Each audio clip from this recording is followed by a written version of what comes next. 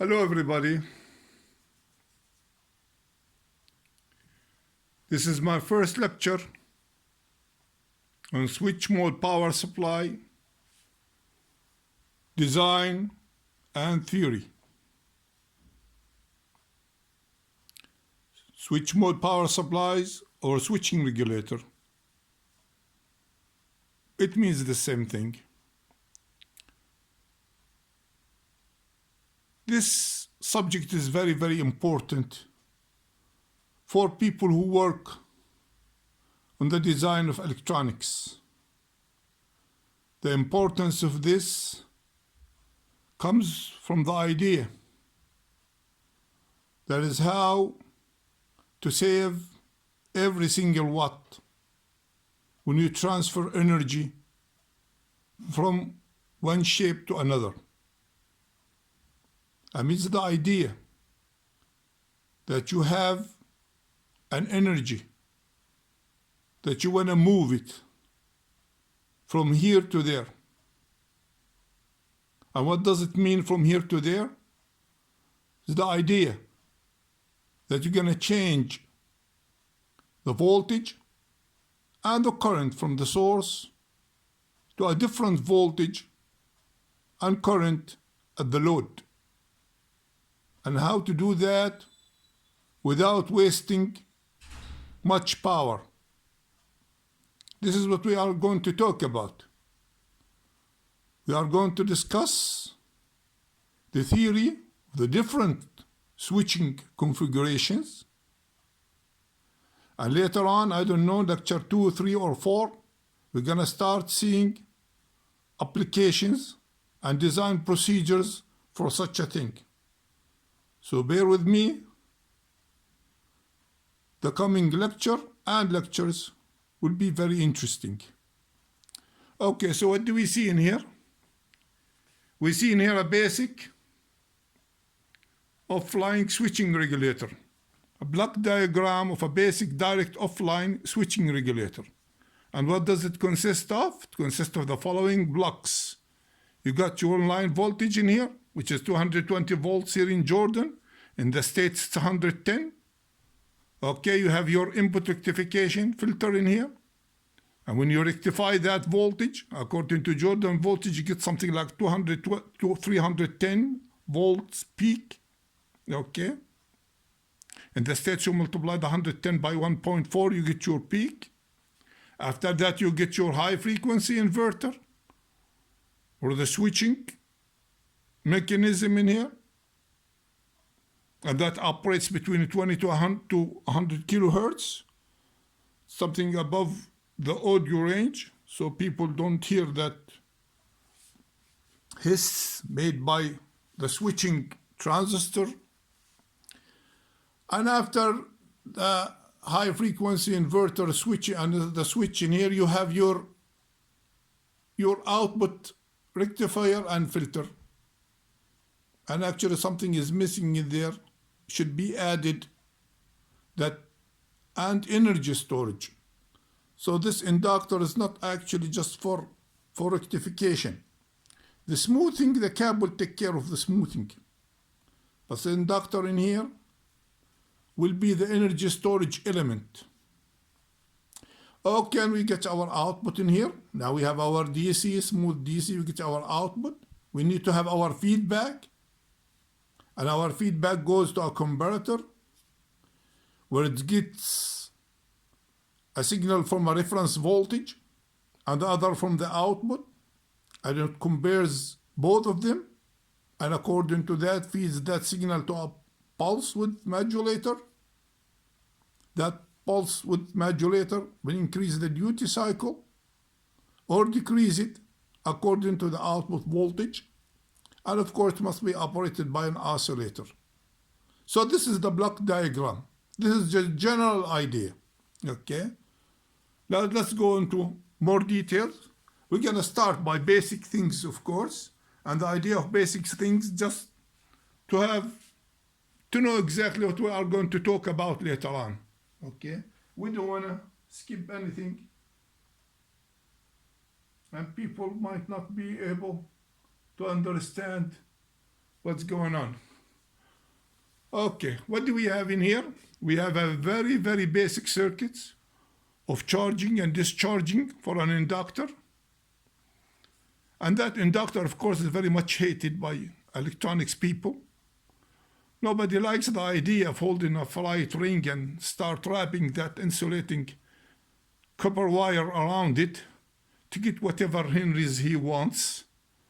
And in most cases, people just buy kits and stuff, like even professionals, they just buy kits. And after they get what they want, okay, they make their own inductors. And this is the idea. I mean, nobody can start just having that ring and wrapping that wire around it.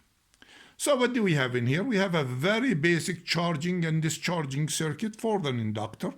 We have plus 15 volts supply. We got our toggle switch with 2 poles, 1 and 2. We have 2 resistors, a 30 ohm resistor and a 20 ohm resistor. Okay. And when the toggle switch is at position 1, thrown at position 1, you got your 15 volts across that inductor and that resistor in there, R2, and that inductor in there.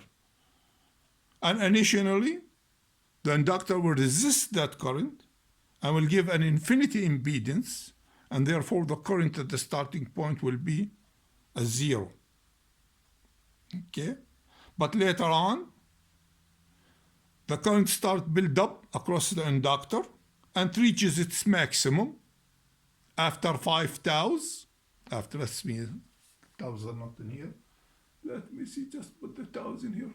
Just, okay. After 5 taus, and tau for an inductor is nothing but L over R. So the bigger the inductor, the longer the time constant, and the longer it takes to charge that cap. I want to go really deep into this basic stuff, but we have to clarify a few things in here. Okay, so after 5 taus, this inductor is not an inductor anymore. It's a piece of wire. It's saturated. Why it's saturated? Because the maximum current is flowing through it. I mean, look at that. After 5 taus, you have your 15 volts over the 30 ohms, and you get your 0.5 amps. So this is nothing but a piece of wire. This is not our area of work. We're not going to work with that inductor when it's a piece of wire and saturated. We're going to work at it here at the beginning. At the beginning, you have a real slope in here, a slope for that current buildup.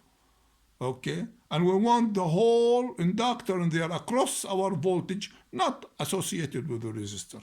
But we have to do this at this point just to clarify things. Okay? And note that tau charging is 4 milliseconds, because you are talking about R2 only, and the tau discharge is 2.4 milliseconds, because you are putting 2 resistors in there, R1 and R2, and you are increasing the resistance across that inductor. Okay.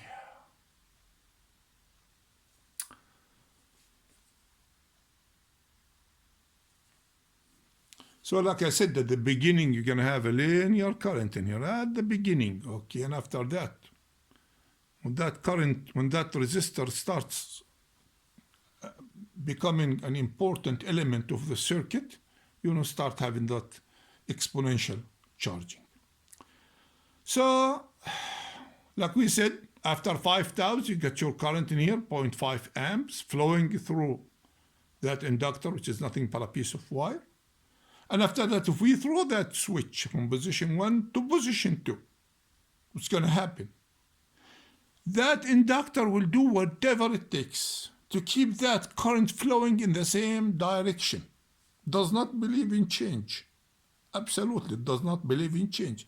It will do whatever it takes to just keep that current flowing in the same direction. Look at that resistor. You get your plus and minus in here. And when that toggle switch is switching at pole number 2, still you have your negative in here and positive in here. So the direction of current has not changed. Okay? And that inductor will do that. Whatever energy is stored in that inductor will keep flowing by that current through those resistors until you empty that energy that was stored in the inductor. And like I said, it will do whatever it takes. And that means you got your 0.5 amps flowing through the 30 and the 20, those are 50 ohms, multiplied by the 0.5 amps, so you get something like 25 volts. So a negative voltage will be developed, a reverse polarity across the inductor of 25 volts. What I'm trying to explain in here, two things. The current in the inductor must continue the same direction. That's one thing. I'm going to get to this basic circuit.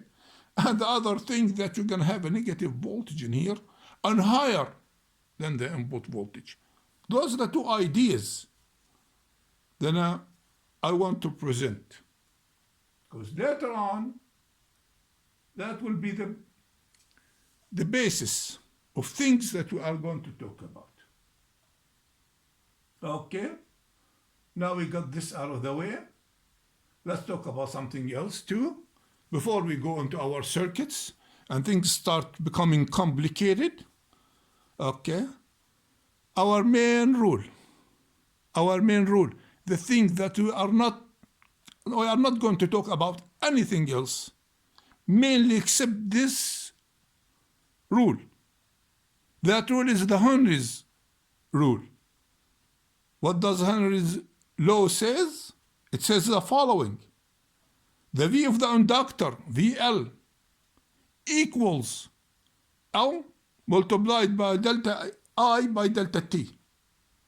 The voltage across the inductors equals the value of that inductor in Henry's multiplied by the change of current, di by dt.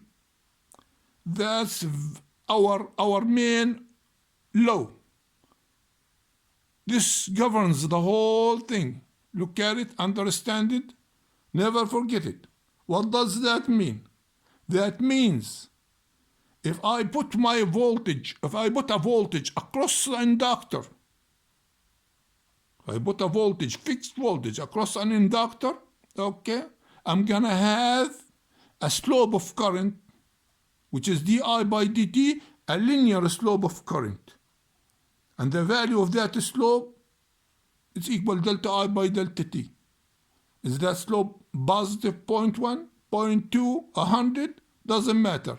Negative, positive, it depends on VL or the supplied voltage across VL over L itself. So whatever voltage you put across the inductor, you're going to have a linear current flowing through it. That's as long as it's not saturated. And we are not going to saturate our inductor. Our inductor must be operating in the unsaturated area where the current stays linear. Okay? That's the main thing. Here's where our operation or field of operation starts and begins. And let's see how things are done.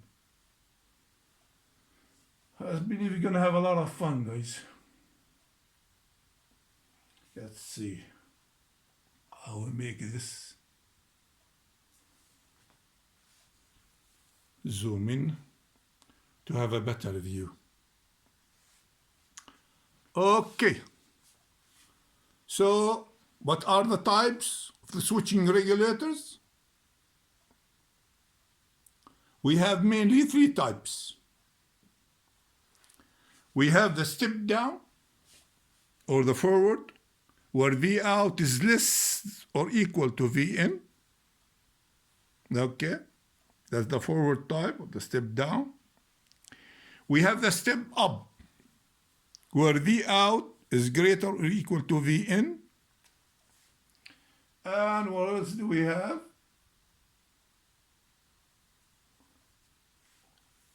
We have the voltage inverting, where the output is the reverse of the input, the inverting one. And we have another additional one which combines two of the previous regulators that we talked about. This one in here, this circuit, can be used as a step down and can be used as a step up. I mean, this might be very convenient for some applications, okay? So this is a combined configuration. Okay, let's go into details. I mean, now on, when everybody cares about the energy and wasting energy, and sometimes it's even difficult to get that of wasted energy, put in high heat sinks and fans and things like that. And sometimes you are operating by a battery and you don't want to lose a single watt of your power. So you have to learn this technology. This technology is now very, very, very important in all electronics design, things like that. Okay, let's start now by the step down configuration. What do we have in here? We have our Q1, the switching transistor. We have our inductor. And we have our smoothing cap. We have our load. And we have our freewheeling diode. These are the components of our step-down switching regulator. And what does the switching? That does the switching is the MC34063 or the UA78S40. And you have many others. I mean, this is just an example. Okay. Now, how does the circuit work? Or how does this configuration, what's the principle of operation for this? The operation for it, you find it in this diagram in here. And what do we see in this diagram? We see this is I out, that we see it in here. Maybe it's 1 amp for an example. We see the red ones, which is the current of the inductor. Okay. We see the current while it's on, while the transistor on, you have this red current. We have the freewheeling diode current when the transistor is off. That's in green. Okay. And like we said before, we fix a voltage across the inductor and we get our linear current. And the slope depends actually on the value of that inductor or that value of the voltage you are applying. And we are storing energy. In this part, we are storing energy in the inductor. Okay? And here we are releasing that energy. So that's the idea. Let me see. Yes. No, actually, it does not release any energy in here. No, it does not release any energy. Let me see.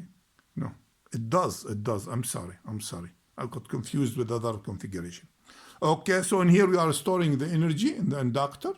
And in here we are freewheeling through freewheeling diode. We are releasing that energy into the load and into the capacitor. Now, how does things work? What kind of voltages do we have across our inductor during the T-on time? We consider our voltage to be smooth and fixed, no ripple in there. Say it's 5 volts or 12 volts or whatever. So it's fixed. We have our Vn in here. So what kind of voltage we got across the inductor when we switch that transistor on? And when we switch it, we consider it as a piece of wire. So Vn, we consider it to be exactly at the terminal of that inductor. What kind of voltage we got across the inductor? We got simply Vin minus V out. That's what we got in here. Okay? Divided by the value of L. And that gives us a slope of current, Di over T on.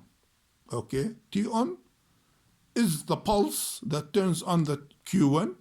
And T off is when that transistor is off. And the frequency, of course, in this case, would be equal nothing but 1 over T on plus T off. That's the frequency of operation. So we got our slope going, and it will continue to go. And like I said before, we're not going to saturate that inductor. So we are calculating that inductor well and making sure that it's not going to saturate. So we're going to have that nice slope of current going up. Okay, and it will continue going up all the way until our sense circuit and our feedback feels that our V out is increasing a little bit, few millivolts or whatever, okay? And it's gonna give a signal to switch off Q1. Now during that charging period, when we are charging our inductor, okay, we are also at parts, we are charging our cap, our smoothing cap, and providing some current for the load. Where does that happen? It happens in here. Okay, this part in here, it's current supplied to the load by the inductor. And the rest of the current that we have from this point to this point, it will be supplied by the cap during this period. So this area in here, which is nothing but time multiplied by current, okay, that's a kind of energy you are storing inside the, that's a kind of energy you are taking from the cap. So the cap associated with this inductor at that charging period in here will supply the load with its needs, okay? And after in here, they equalize, where your inductor in here supplies all the load with all its needs of currents and nothing is taking from the cap. And in here, the inductor, this area, this triangle, small triangle, this area, you got your inductor supplying current to the load and at the same time storing energy in the cap. So that's why you have those dashed lines. And those areas will become very, very important when you start calculating value of caps and things like that. This area here is nothing but a charge. It's time multiplied by current. And the same thing, this is a stored energy in cap. This is an evacuated or discharged energy from the cap, okay? So those areas become very, very important. I believe we covered that charging area very well. We don't need to talk much about it. So after we get to the when Q1 is off, okay, and the freewheeling starts. Now turning off Q1, what happens? Okay, like we said before in our very, very basic circuit in here, that inductor will do whatever it takes to keep that current going the same direction. Okay, same way. Look at that, minus a plus, and here is minus a plus. And at the same time, even when it's green freewheeling, you get your minus and plus. So the current is going the same direction. It's positive. It doesn't matter what the slope of it, but it's still positive, like we said in here. So the same thing. And will give whatever voltage is needed, okay, to just keep that current going. And how much that will be? That will be around V out minus VD, not much really. So it will reverse its polarity. The current will start freewheeling, electronic current, of course, not conventional. I don't deal with conventional current. I deal with electronic current, okay? So that diode will start freewheeling. At the charging period, you got your plus and minus in here. This was reverse biased. Now, after this switches its polarity due to the collapsing field of that inductor, okay? The collapse of the magnetic field across the inductor, you got your reverse voltage in here, and once reversed, this will become on, okay, this start conducting, okay, and we see the whole cycle again. When it starts conducting, whatever is energy still left, the same thing will be go inside the load and inside the cap. In this period in here, the same small triangle in here, okay, that freewheeling current from the inductor, it's still charging the cap in here. And here the same thing, they reach the equilibrium point where only the inductor supplies the load at this point in here. And in this area in here again, this is the discharge period. This area in here, all of it by the way, all of this area in here, okay, the cap will take care, the cap and whatever is left from the inductor current will take care of the load. So these areas become very, very important later on when we start calculating the values of our things, okay? And what is delta I in this case? This is the minimum between the delta I for the inductor, of course. This is the minimum, and this is the maximum, and here you got your delta I. Okay. I hope you understood what I said, because it opens all the way to a more interesting stuff that we're gonna see later on. Okay, now, yeah, I need to mention something.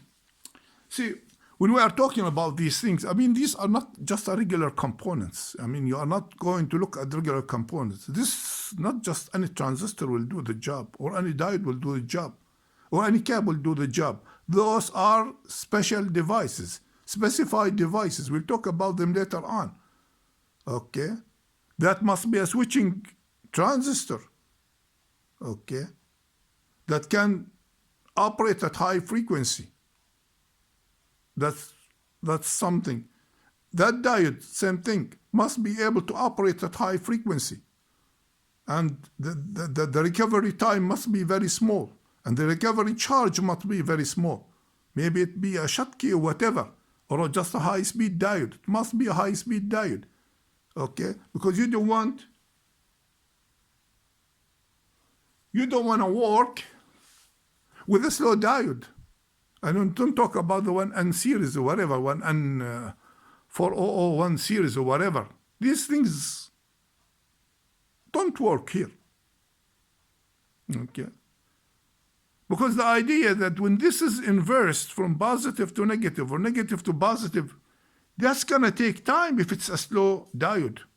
And that time means a waste of energy. I mean, that was off, and we try to switch it on. It's going to take time to switch on. And once it switches on and you try to switch it off, it does not switch off.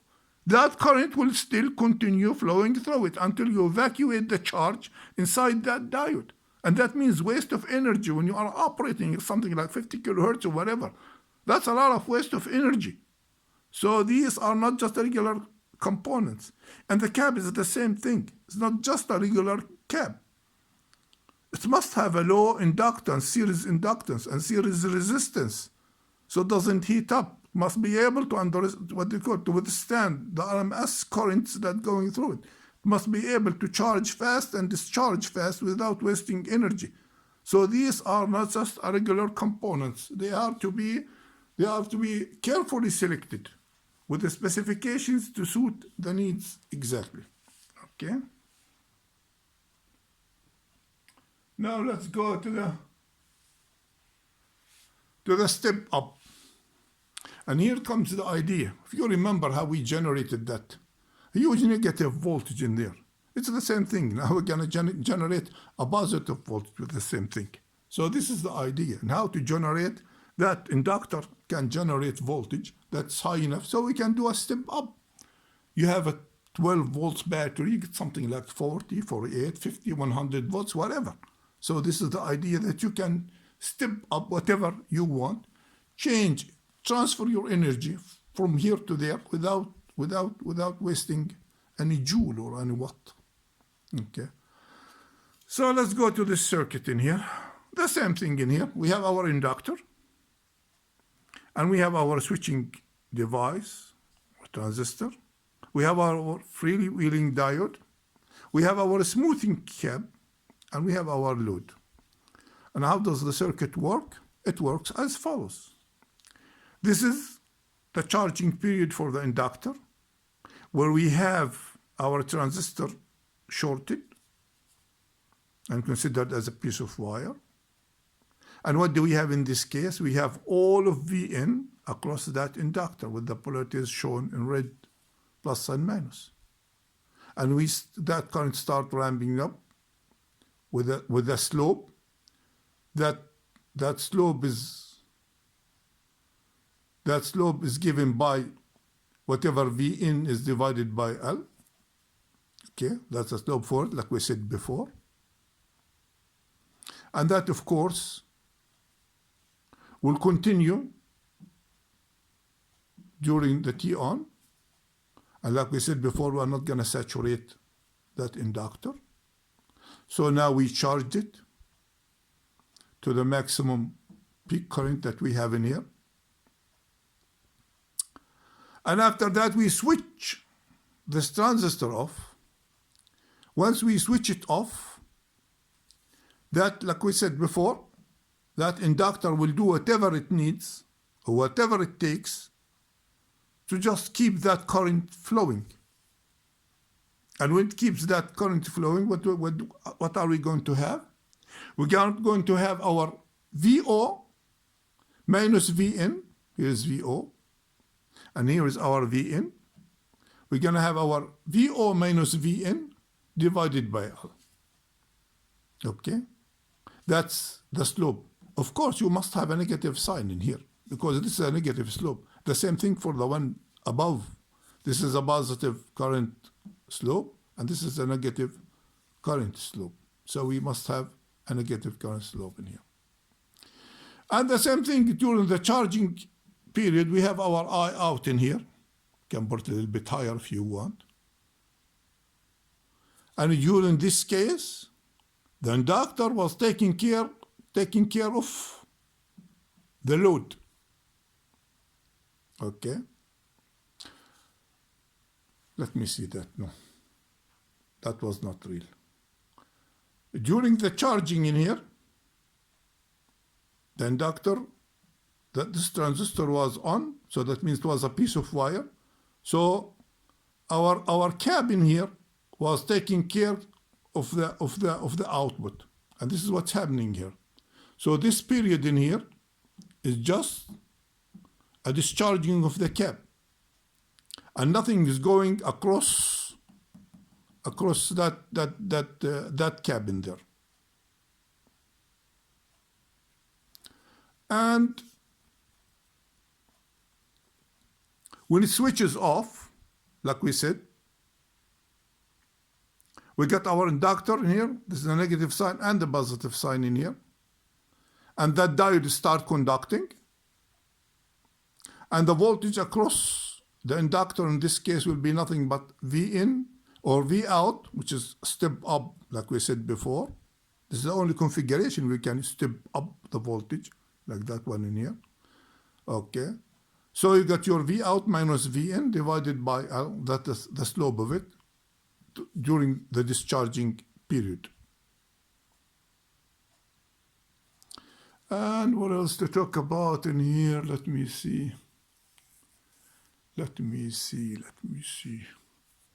So while this one was charging the inductor, our cap was taking care of the load. Get your negative and positive sign here.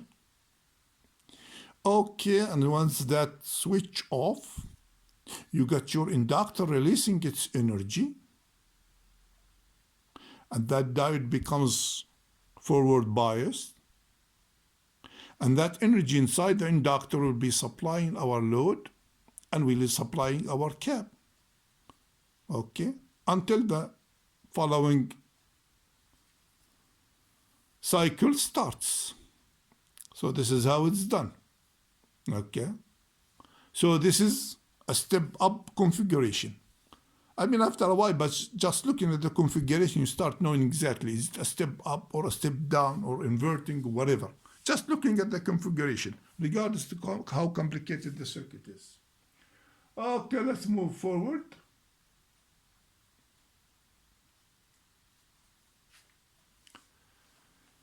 In here, we have a voltage inverting, where V out polarities of V out is the reverse of Vn. And what do we have in here? We have the same thing, our switching device, switching transistor, and like similar to that one above there, okay, but the idea, the location of the inductor is different. And it's two separate circles, two separate cycles, not like that one for the step down or the forward. So there is a similarities between both of those two in here, but just the location of the inductor is changed. So what do we have in here? We have our Vn. So during the T on, when we are charging our inductor, okay, we have our positive sign and our negative sign, and we are charging our inductor. And what kind of slope we are getting for the current? It will be nothing but Vn divided by L. Okay, Vn over L. It's similar to that one before.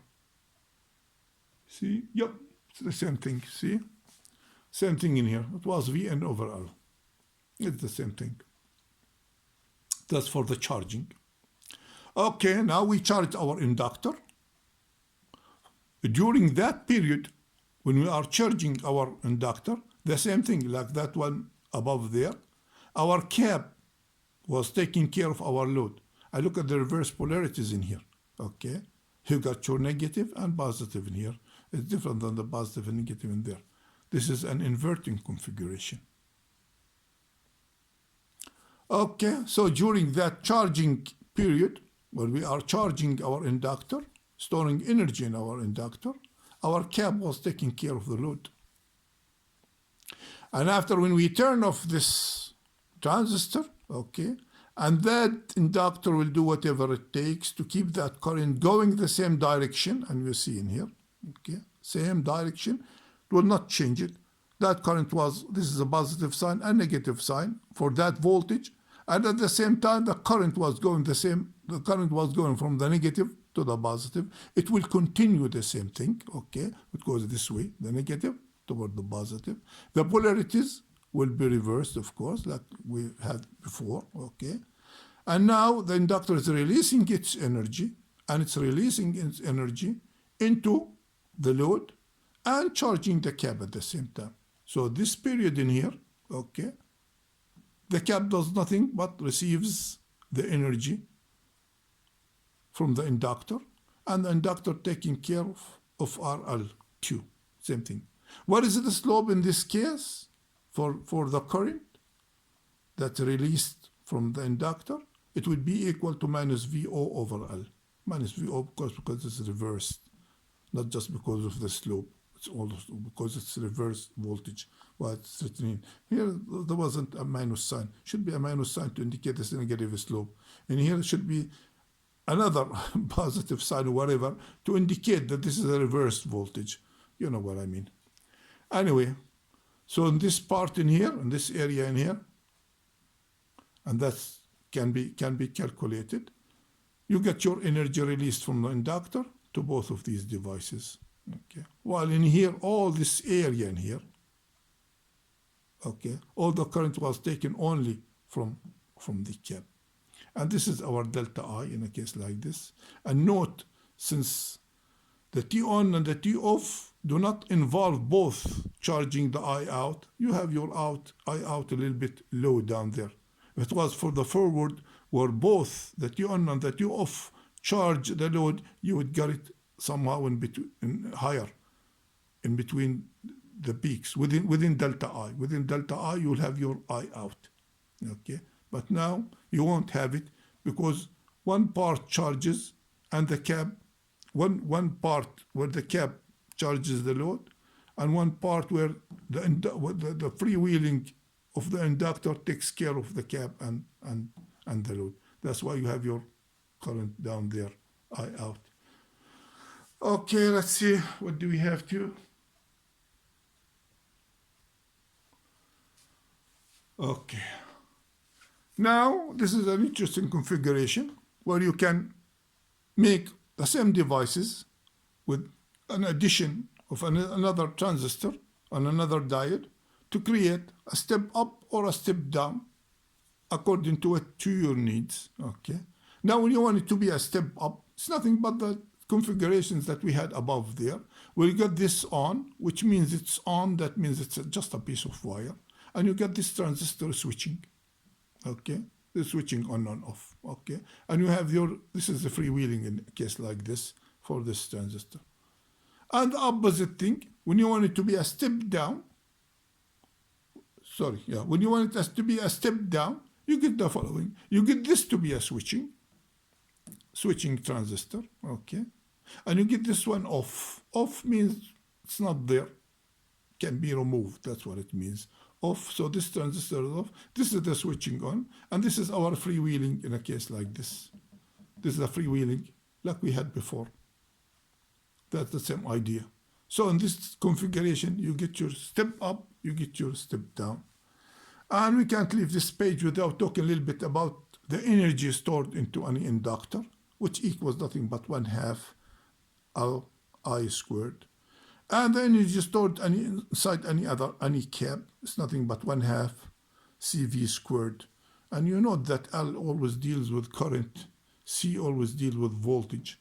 And they are always dealing with opposite things. I mean, sometimes if that one leads the current, that one lags the current. If this one leads the voltage, that one lags the voltage. You know, they always deal with they call it with opposite things. That's the way they act. But we have to deal with this in much details when we start doing applications, things like that. Okay, so let's see what we have else. Let's see.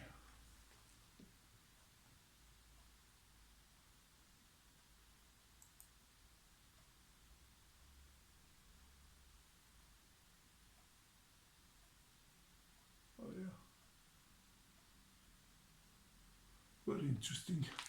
The push-pull, that's very much in use. But I think we got enough information so far. I think we have to stop at this point, okay?